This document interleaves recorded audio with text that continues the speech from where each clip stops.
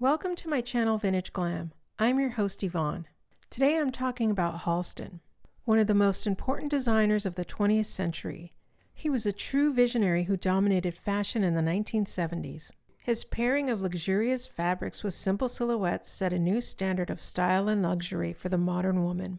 Halston was one of the first designers to become a celebrity himself. He was also the first American designer to license his name to products that extended his empire beyond couture and ready-to-wear.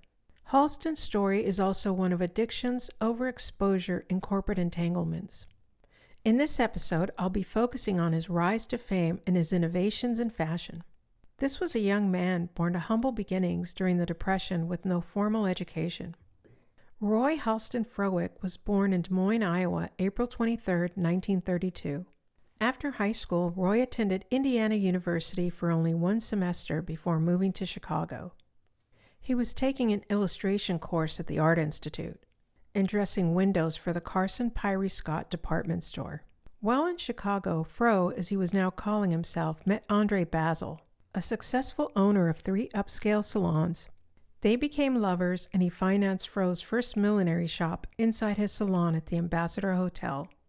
In 1957, Halston, as he was now called, moved to New York to work for Dache, the premier milliner during the 1930s and 40s. After a year with Dache, Halston moved to Bergdorf Goodman to become the head milliner, a pivotal move in his career. Bergdorf Goodman was famous for its custom in-house hat salon that dated back to the early 1900s. This meant Halston would be in contact with the most discriminating, wealthy, and fashionable women in the city. Through his connection to Diana Vreeland, Halston designed the famous pillbox hat that Jackie Kennedy wore to the presidential inauguration in 1961. Halston had arrived. He was also receiving an education in haute couture. Bergdorf sent him to Paris fashion shows twice a year.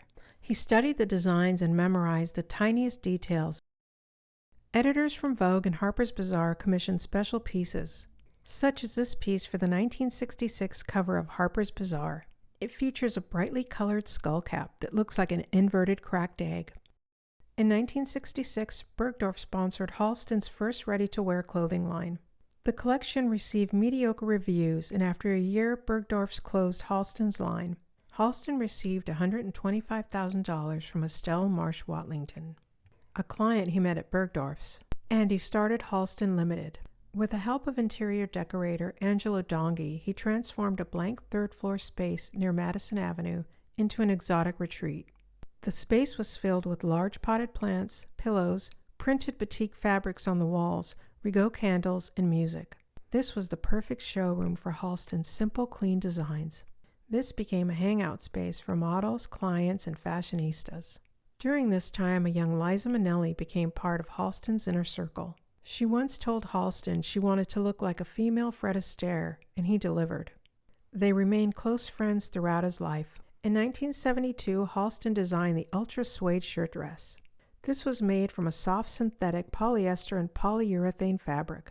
The piece was inspired by a man's long-sleeve shirt. It became one of Halston's most famous designs. Soon Halston was successful enough to occupy the bottom floor of the building. He opened his first store to the public. Victor Hugo, his on-again, off-again lover, created surreal, erotic, and avant-garde window displays that became part of Halston's visual identity. In 1973, Halston won his 3rd Coty Award, America's most prestigious fashion award. His next business move was to sell his name to Norton Simon Industries and continue working with the brand. He was now making $150,000 a year with $700,000 in stock options. With this money, he bought a townhome designed by Paul Rudolph. The stark minimalist space with its floating staircase and sleek lines became an extension of Halston's personal brand and creative vision. He hosted nightly dinner parties and gatherings there. Halston's most famous creation was a perfume named after him. Elsa Peretti, a former Halston model, designed the bottle, a large glass teardrop that sits slightly off-center. Halston purposely kept his name off the bottle and went to great lengths to find the perfect scent. It's still one of the most successful perfumes today. Halston's licensed deals continue to grow.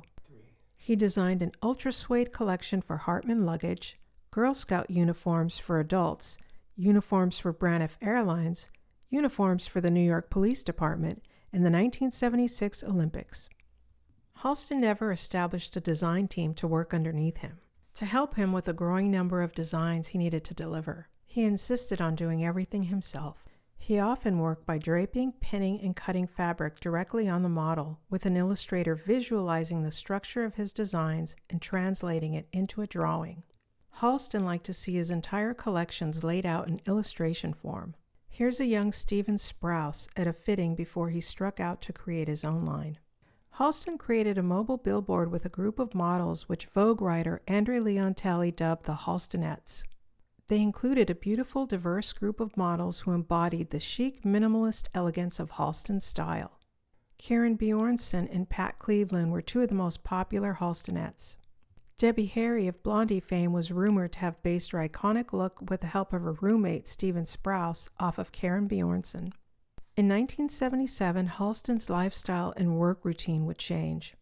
His employee Joe Eula brought him to the notoriously hedonistic Studio 54, and Halston never looked back. His disciplined and regimented working hours of 8 a.m. to 6 p.m. that had been maintained since the 1950s were suddenly gone. He began coming to the office later and later as the nightlife became his priority. In 1978, Halston moved his HQ to the Olympic Tower, a 52-story glass-faced monolith. The move to this building marked a major shift in the Halston brand image and its operations. This was the Halston empire at its peak. The ultra-modern space was covered in glass mirrors and red lacquer furniture. No papers were allowed on desks. Only a few Elsa Peretti accessories remained visible. Orchids were strategically placed throughout the room.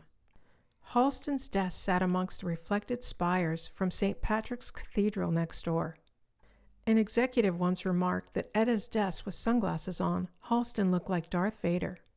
In 1983, Norton Simon negotiated a deal with J.C. Penney for Halston to create an affordable Halston 3 line. He was excited to dress America, but this contract outraged luxury retailers. Bergdorf Goodman and Martha Inc. dropped Halston's high-end lines in response. This J.C. Penney deal damaged his reputation in the high fashion world and made it difficult for him to maintain the prestige of his main label. This was a real blow, and Halston's addictions grew out of control.